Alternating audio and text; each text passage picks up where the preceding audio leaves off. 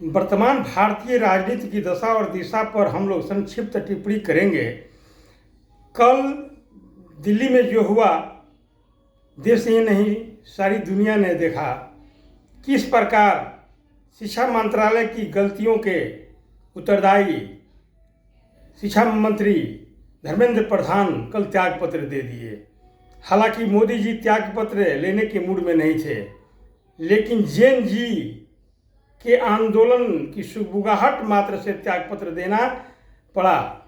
मोदी जी समझ गए थे कि अगर धर्मेंद्र प्रधान त्यागपत्र नहीं देते हैं तो भारत में 74 में जो सर्वोदय आंदोलन हुआ था, उसी तरह हिंदुस्तान में सूर्योदय आंदोलन की सुगबुगाहट हो गई है। इसे कोई रोक नहीं सकता है। ये काबिले तारीफ है मोदी जी को कि मोदी जी ने इस घड़ी को पहचान लिया।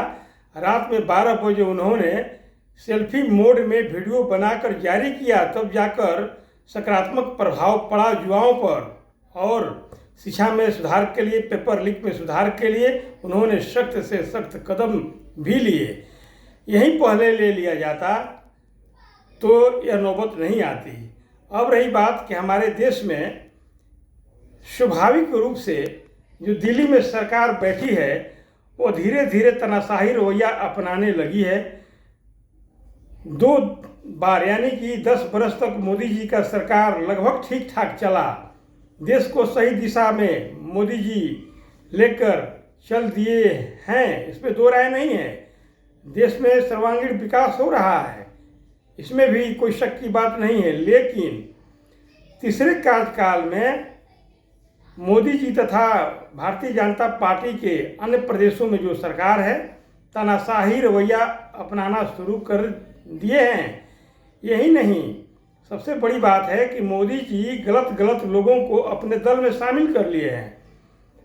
जो मोदी जी का प्राइम मिनिस्टर उम्मीदवार जब बने थे, उस समय का अगर उनका स्पीच सुनिए तो उन्होंने स्वयं कहा था कि मैं जब देश का प्रधानमंत्री बन जाऊंगा, आने वाले समय में भारतीय जनता पार्टी ही नहीं बल्कि संसद भ्रष्टाचार मुक्त होगा।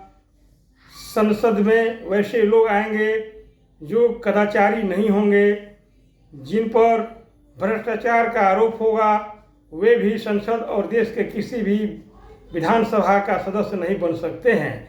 लेकिन आज देखा जाए तो भारतीय जनता पार्टी में नेशनल लेवल के भ्रष्टाचारी भी शामिल हैं। इसका ताज़ा उदाहरण स्वर्गीय अजित पवार को लीजिए, जिन पर हजारों करोड़ के घोटाला का जांच चल रहा है, लेकिन भारतीय जनता पार्टी में आकर डिप्टी सीएम बने।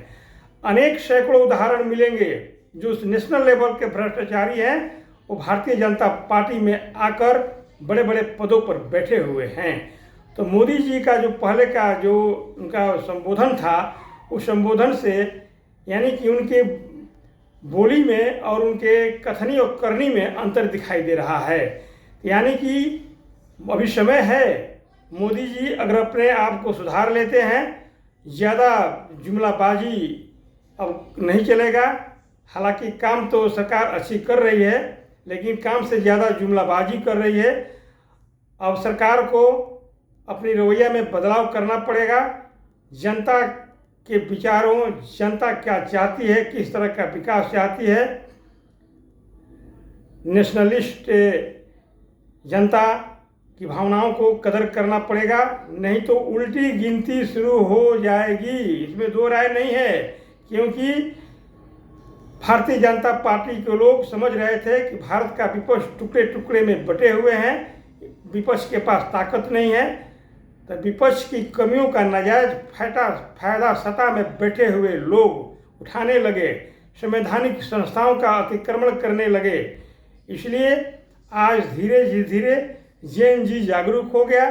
जेन जी के लोग समझ रहे हैं कि हमारे देश के विपक्ष के लोग जो है निकम्मे हैं, बेकार हैं। इसलिए स्वयं इस राष्ट्रीय अस्मिता को बचाने के लिए सड़क पर उतरना पड़ेगा। तो हम लोग उतरेंगे। शिक्षा मंत्री को इस्तीफा को लेकर थोड़ा सा झलक हमारे देश के युवाओं ने दिखाया है।